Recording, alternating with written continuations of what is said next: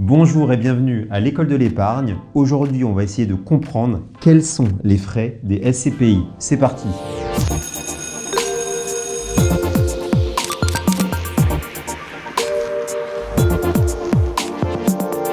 Parlons des choses qui fâchent. Il y a des frais dans les SCPI, il y en a 5, il y en a 2 principaux et 3 annexes. Commençons par le premier. Alors les frais les plus connus, c'est les frais de souscription. Donc si Antoine, tu investis 100 000 € de part de SCPI, en général, les SCPI prélèvent 10 à 12 % de frais. Et oui, ça vous paraît très élevé, c'est élevé, mais si vous le comparez par rapport à un investissement immobilier classique, dans l'immobilier, il y a des frais. Il y a des frais de notaire, c'est généralement 7 à 8 %, plus éventuellement des frais d'agence entre 3 et 5 %. Donc finalement, c'est un petit peu pareil. Par contre, je vous rassure, sur les SCPI, là, ce qui est cool, c'est que si vous investissez par exemple 100 000 €, vous aurez bien des loyers sur 100 000 €. Ça, c'est la bonne nouvelle. Par contre, si vous devez les retirer, c'est 90 000 €. Donc, c'est une vraie incitation à conserver vos parts de SCPI.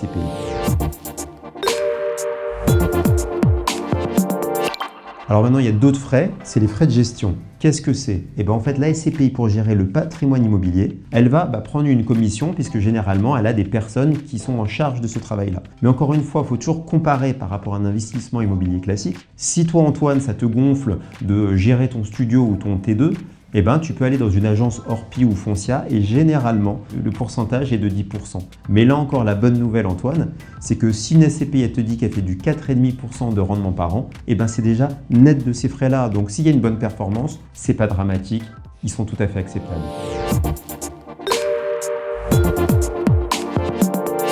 Alors, il y a des commissions qui sont moins connues, mais comme on se dit tout, je vais vous le dire, il y a des commissions sur les acquisitions des actifs immobiliers, des biens immobiliers. Comme un agent, elle va prendre 2-3 % en fonction de la gourmandise de la SCPI. Si elle pilote les travaux sur des biens immobiliers, elle peut prendre une commission également. Et puis enfin, sur la revente, alors les SCPI sont plutôt acheteuses que vendeuses, mais ça peut arriver d'avoir des ventes pour prendre justement la plus-value. Elle peut prendre aussi sa part parce qu'elle estime qu'elle a bien géré, elle vous a fait gagner de l'argent et donc elle peut prendre également une commission. Voilà quels sont ces frais de commission.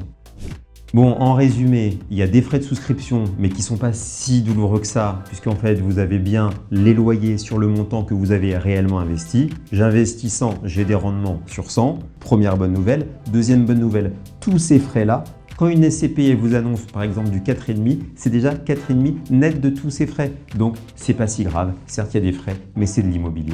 La vidéo vous a plu? Abonnez-vous sur ma chaîne YouTube. Les abonnés, ça monte doucement mais sûrement, donc on continue. Activez la cloche, mettez-vous sur le compte Instagram La Boutique des Placements. Venez me solliciter parce que c'est quand même un peu le but du jeu. Je vous accompagnerai, je vous dirai tout sur les SCPI et même sur les frais.